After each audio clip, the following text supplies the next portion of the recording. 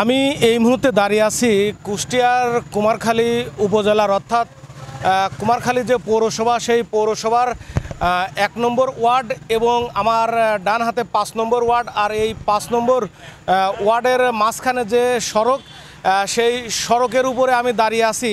তো আমি এই সড়কের চিত্রটা একটু দেখানোর চেষ্টা করব যে আসলে এই সড়কটা দেখে মনে হচ্ছে যে আসলে এখানে নদীতে রূপান্তরিত হয়েছে। আমরা জানি যে কয়েকদিন ধরে বাংলাদেশের প্রতিটি জেলায় চলছে বৈরী আবহাওয়া, আর এই বৈরী আবহাওয়ায় ভারী বর্ষণ হচ্ছে, আর এই বর্ষণের কারণেই এখানে জলাবদ্ধতা সৃষ্টি হয়েছে। তো আসলে আমি আপনার কাছে জানতে চাইব যে রাস্তা দিয়ে আপনি গাড়ি চালিয়ে আসলেন সেই রাস্তার কি অবস্থা?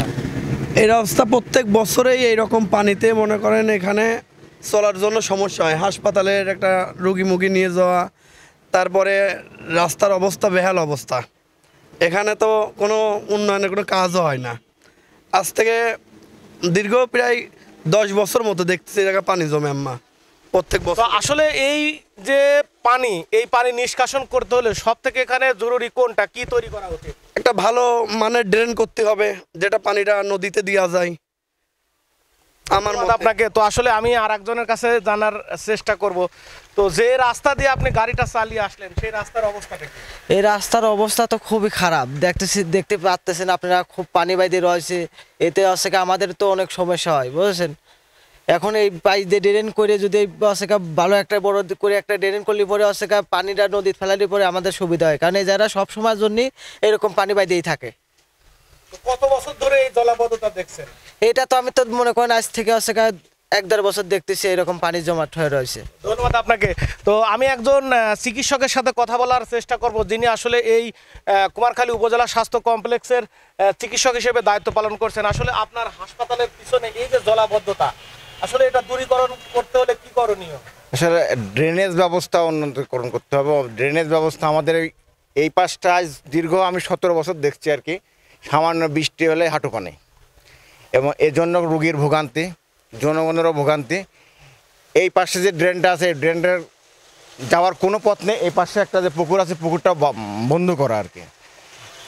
এটা অনেকবার ইউনো এবং মেয়র সাহেবের বলার পরেও কিন্তু কোনো উন্নয়ন হয় নাই, ভবিষ্যতে হবে কিনা তাও জানি না। প্রচুর যেহেতু এই যে হাসপাতালের পাশে এই জলাবদ্ধতা, এখান থেকে কি ধরনের রোগ বালাই সৃষ্টি হতে পারে যদি বলতেন? এখানে স্কিন ডিজিজ হতে পারে, ডায়রিয়া হতে পারে। আর এই পাশে যারা আমাদের কোয়ার্টারে যারা বসবাস করছে তাদের তো অনেকেরই স্কিন ডিজিজ হয়ে গেছে অলরেডি। এবং এখানে তো নোংরা পানি, এখানে জলাবদ্ধতা মিনিমাম 15 দিন থাকবে কমপক্ষে। আবার যদি বৃষ্টি হয় আবার আরও 15-20 দিন এই পানি শুকায়, মানে রৌদ্রের পানি, মানে রৌদ্র ছাড়া পানি শুকানোর কোনো পথ নেই। এখন যেহেতু উপজেলা নির্বাহী মহোদয় পৌরসভার প্রশাসক হিসেবে দায়িত্ব পালন করছেন, তার কাছে কোনো বার্তা দেওয়ার আছে? হ্যাঁ, এই বার্তা অনেকবার দেওয়া হয়েছে, এবং আমরা চাচ্ছি যে আপনাদের মাধ্যমে বার্তাটা আরও পৌঁছাক। আমরা ওচেরের একটা সমাধান চাই। ধন্যবাদ আপনাকে। আসলে আমি এতক্ষণ দেখানোর চেষ্টা করছিলাম কুষ্টিয়ার কুমারখালী উপজেলার কুমারখালী যে পৌরসভা, সেই পৌরসভার আমার হাতে হচ্ছে 5 নম্বর, আমার ডান হাতে যে এলাকাটা সেই এলাকাটা হচ্ছে 5 নম্বর ওয়ার্ড, এবং আমার বাম হাতে যে এলাকাটা দেখতে পাচ্ছেন এই এলাকাটা হচ্ছে 1 নম্বর ওয়ার্ড, অর্থাৎ 1 আর 5-এর মাঝখানে যে পাকা সড়ক সেই সড়কের উপরে আমি দাঁড়িয়ে আছি। সড়কের উপরেই পানি। আসলে এই যে পানি এখানে জলাবদ্ধতা বাঁধেছে দেখে মনে হচ্ছে যে আসলে এখানে একটা ছোটোখাটো খাল বা নদীর মতো রূপ ধারণ করেছে। আমি এখানকার একজন চিকিৎসকের সাথে কথা বলেছিলাম, যিনি এই কুমারখালী উপজেলা স্বাস্থ্য কমপ্লেক্সে দায়িত্ব পালন করছেন, তার সাথে কথা বলেছে। আসলে তিনি বলছেন যে হাসপাতালের পাশে এই যে জলাবদ্ধতা, আর এই জলাবদ্ধতার কারণে বিভিন্ন ধরনের রোগ বালাই হতে পারে। আসলে এই এলাকার মানুষ দীর্ঘদিন ধরে এই বর্ষা মৌসুম আসলে এখানে যে জলাবদ্ধতা হয়, জলাবদ্ধতার কারণে এই রাস্তা দিয়ে চলাচলের একেবারে চরম ভোগান্তি পোহাতে হয়। তো আমি শেষ করার আগে আরেকটি তথ্য যোগ করব যে আমরা যে কুমারখালী পৌরসভার যে অঞ্চলটায় দাঁড়িয়ে আছে, আমরা জানি যে কুমারখালী পৌরসভা স্থাপিত হয় হচ্ছে 1869 সালে 1 এপ্রিল। সেই হিসাব অনুযায়ী যদি কর গুনে গুনে আমি বলি তাহলে 155 বছর বয়স এই কুমারখালী পৌরসভার, কিন্তু আসলে এই কুমারখালী পৌরসভার 155 বছর বয়স হলে কী হবে?